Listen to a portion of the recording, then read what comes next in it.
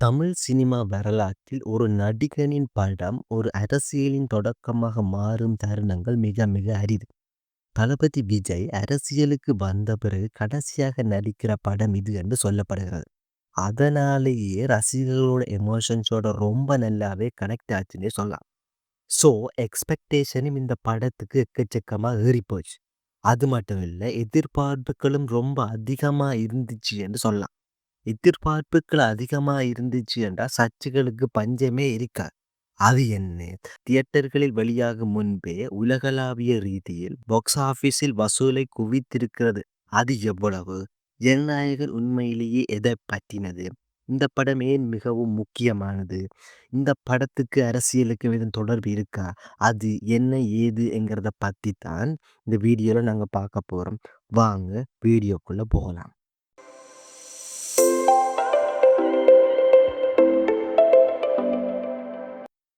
Tamil cinema வரலாற்றில் சில படங்கள் திரையரங்குகளை தொடுவதற்கு முன்பே வரலாறு எழுதத் தொடங்கிவிடும்.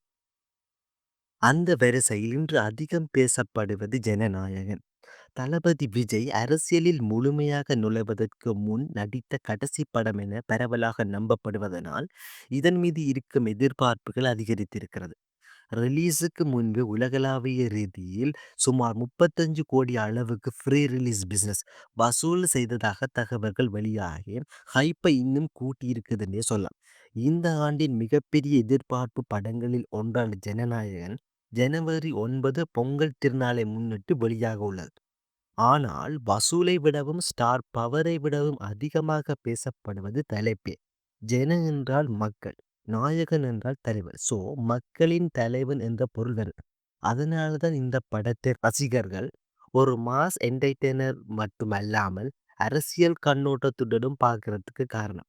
சுவாரஸ்யமான விடயம் என்னவென்றால், விஜயின் பல படங்களில் வந்த மக்கள், அதிகாரம், நியாயம் போன்ற கருத்துக்கள் இப்போது அவருடைய நிஜ வாழ்க்கையிலும் பேசப்படுவதனால் ஜனநாயகன் ஒரு சினிமா டைட்டிலாக மட்டுமில்லாமல் ஒரு மெசேஜாகவும் கருதப்படுகிறது.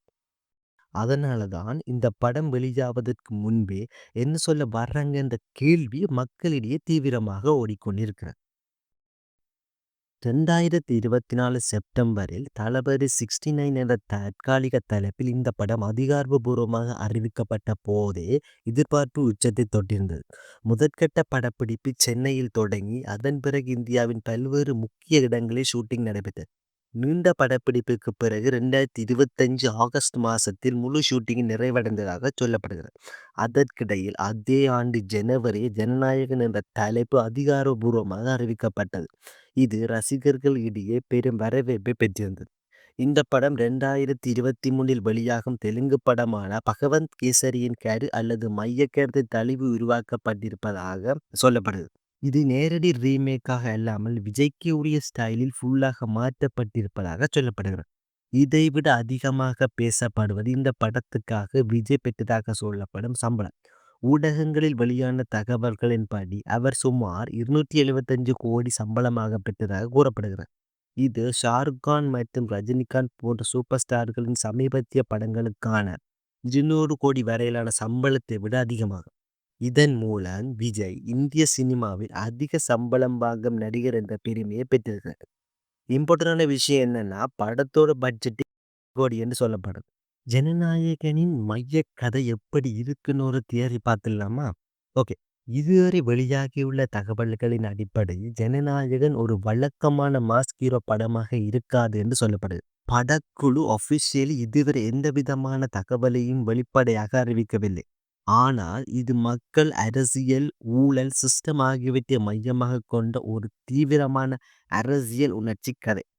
இங்கே விஜய் ஒரு சாதாரண மனிதனாக வர இருக்கிறார். அதாவது அவர் முன்னாள் ஐபிஎஸ் அதிகாரி. பெயர் தளபதி வெற்றி கொண்டான். இந்த பெயர் வெறும் கதாபாத்திரத்துக்காக வைக்கப்பட்ட பெயர் கிடையாது. இதுக்குள்ளேயே ஒரு ஆழமான அர்த்தம் இருக்குது. வெற்றி கொண்டான் என்றால் மக்களின் பக்கம் நின்று அநீதிக்கு எதிராக போராடி வெற்றியை கைப்பற்றும் மனிதன் என்று அர்த்தம். இன்னும் கவனிச்சிங்கன்னா இந்த நேம சுருக்கினா ஜிபிகேன்னு வரும். இது விஜயின் அரசியல் கட்சியின் பெயரான தமிழக வெற்றி கழகம் என்ற பெயருக்கான நேரடி தொடர். இப்ப இந்த சாதாரண மனிதன் எப்படி படிப்படியாக ஒரு பொறுப்பை ஏற்கிறான், அந்த பொறுப்பு அவனை எப்படி மாற்றுகிறது என்பதை கதையின் மையமாக கூறப்படுகிறது. மக்கள் குரல் என்ற கருத்தை வெறும் வசனங்களாக இல்லாமல் கதையின் இயக்க சக்தியாகவே அமைந்திருக்கலாம் என்று எதிர்பார்க்கப்படுகிறது. அதிகாரம் என்றால் அது ஒருவரின் மட்டுமல்ல. அது ஒரு அமைப்பாக மாறும்போது, அதற்குள் நுழையும் மனிதன் மாற்றத்தை உருவாக்குகிறானா? அல்லது அந்த அமைப்பே அவனை உடைத்தெறிகிறதா? இந்த கேள்வியே ஜனநாயகன் கதையின் மையமாக இருக்கலாம். அதனால்தான் இந்த படம் மாஸ் காட்சிகளுக்காக மட்டுமல்ல, ஒரு மனிதன் சிஸ்டத்துக்குள் நுழைந்தால் சிஸ்டம் மாறுமா? இல்ல அந்த மனிதன்தான் மாறிப்போவான் என்ற கேள்விகளுக்கான பதிலாக அமையவிருக்கிறது. இதுவரை உறுதிப்படுத்தப்பட்ட தகவல் ஒன்றே. ஜனநாயகன் ஒரு சினிமா அனுபவமாக மட்டுமில்லாமல், மக்கள் மனதில் பல கேள்விகளை எழுப்பும் படமாகவே அமையப் போகிறது. ஜனநாயகன் அவரது முழுநேர அரசியல் வாழ்க்கைக்கு முன்னதாக நடித்த கடைசி படம் என்பதால, ரசிகர்களுக்கு இப்படம் ஒரு பிரியாவிடை போலவும், அவரது ஆதரவாளர்களின் பாதை மாற்றத்தின் தொடக்கம் போலவும் அமையும். பட் விமர்சனம் செய்பவர்கள் இதை விஜயின் அரசியல் அறிக்கை போலவே பார்க்கிறதை காணக்கூடியதாக உள்ளது. உண்மையில் படத்தின் ஆடியோ லான்ச் நிகழ்வு கூட ஒரு சாதாரண சினிமா விழாவாக இல்லாமல் ஒரு அரசியல் பேரணி போலவே நடந்தது என்று சொல்லலாம்.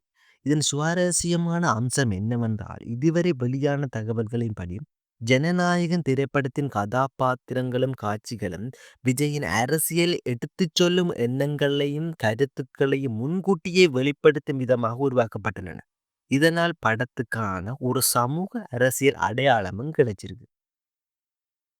படம் வெளியாவதற்கு முன்பு தளபதி கச்சேரி, ஒரு பேரே வரலாறு மற்றும் செல்லமகளே ஆகிய பாடல்கள் நல்ல வரவேற்பை பெற்றிருந்தன. மேலும் படத்தின் இசை வெளியீட்டு விழா மலேசியாவில் ஒரு பிரம்மாண்ட நிகழ்வாக அமைந்திருந்தது. இது இந்தியாவின் வெளியே நடைபெற்ற அவரது முதல் ஆடியோ லான்ச்.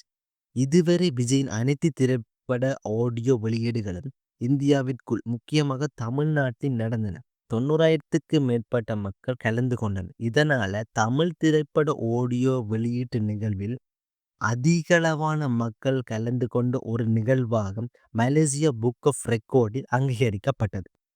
இந்த படத்தை சுத்தி நடந்த கான்ட்ரவர்சிஸ் என்னன்றதான் பார்க்க போறோம். இந்த படம் 2023 வெளிவந்த தெலுங்கு பகவத் கேசரி படத்தின் ரீமேக் என்று பேசப்பட்டதால, சோஷியல் மீடியா ஃபுல்லா மீம்ஸ் அண்ட் ட்ரோல்ஸ் அதிகமாகவே பரப்பப்பட்டது. இதனால் இயக்குனர் வினோத் இது ஒரு ரீமேக் அல்ல என்றும், இது ஒரு விஜயின் படம் என்றும் கூறியிருக்கார். தளபதி கச்சேரி என்ற சாங் ஜனநாயகன் படத்தின் ஒரு முக்கியமான ப்ரமோஷனை கண்ட வீடியோ வெளியான சில மணி நேரத்திலேயே வியூஸ் வேகமாக கூட ஆரம்பிச்சது. இவ்வளவு சீக்கிரம் இத்தனை வியூஸ் நார்மலா வருமா என்ற கேள்வி எல்லாருக்குமே எழுந்துச்சு. அப்ப வியூஸை பொட்ஸை பயன்படுத்தி தான் அதிகரிச்சிருக்காங்க என்ற மாதிரியான குற்றச்சாட்டும் இருந்தது. ஒரு சில ஸ்கிரீன்ஷாட் அண்ட் கம்பேரிசன் சார்ட்ஸ் என்பன வைரலாகி வியூஸ் மேனிப்புலேஷன் என்ற வார்த்தை ட்ரெண்ட் ஆனது. இந்த குற்றச்சாட்டுக்கள் பெரிதான பிறகு யூடியூப் தரப்பில் இருந்து எந்த விதமான ஆஃபீஷியல் ஸ்ட்ரைக் அல்லது பேன் வயலேஷன் நோட்டீஸ் எதுவுமே வரவில்லை. ஸோ இது ஃபுல் அண்ட் ஃபுல்லாக மக்களால் வந்த வியூஸ் என்றுதான் கருதப்படும். இப்படம் ஒரு சாதாரண திரைப்படமாக மட்டும் பார்க்க முடியாத அளவுக்கு அது தளபதி விஜயின் வாழ்க்கையின் பயணத்தில் ஒரு முக்கியமான திருப்பு முனையாகவே கருதப்படுகிறது. பல ஆண்டுகளாக ரசிகர்கள் திரையரங்குகளுக்கு இழுத்த ஒரு நாயகன் இப்போது ஒரு புதிய பாதைக்கு செல்லும் முன் திரையில் விடைபெறுவது போல இந்த படம் பார்க்கப்படுகிறது. அரசியல் கட்சி அதிகாரப்பூர்வமாக அறிவித்த பிறகு வெளியாகும் படம் என்பதால், இது ஒரு கதையோடு முடியாமல் ஒரு அரசியலின் தொடக்கமாகவும் ஒரு சிந்தனையை விதைப்பாகவும் பார்க்கப்படுகிறது. படம் பாக்ஸ் ஆபீஸில் என்ன சாதனை படைக்கும் என்பதை காட்டிலும் இது விஜயின் கடைசி மொழி நேர சினிமா முயற்சி என்று பார்க்கப்படுகிறது. இன்ட்ரெஸ்டிங்கான ஃபேக்ட் என்னவென்றால், தமிழ் சினிமா வரலாற்றில் பல நடிகர்கள் அரசியலில் நுழைந்திருந்தாலும் அரசியல் அறிவிப்புக்கு பிறகு வெளிவரும் படங்கள் இவ்வளவு அரசியல் அர்த்தங்களுடன் பார்க்கப்படுவது மிக மிக அரிது. அதனால்தான் ரிசல்ட்ஸ் எப்படி இருந்தாலும் ஜனநாயகன் என்ற ஒரு படம் விஜயின் திரை உலக வாழ்க்கையின் முக்கியமான கட்டமாகவும் அவரது எதிர்கால அரசியல் பயணத்துடன் இணைத்து பார்க்கப்படும் ஒரு தருணமாகவும் மாறியுள்ளது. ஓகே கைஸ், இன்னைக்கு இந்த வீடியோ முடிஞ்சுது. இந்த வீடியோ பிடிச்சிருந்தா சப்ஸ்கிரைப் பண்ணி வச்சுக்கோங்க. நான் உங்களை அடுத்த வீடியோவில் பார்க்குறேன். பாய்.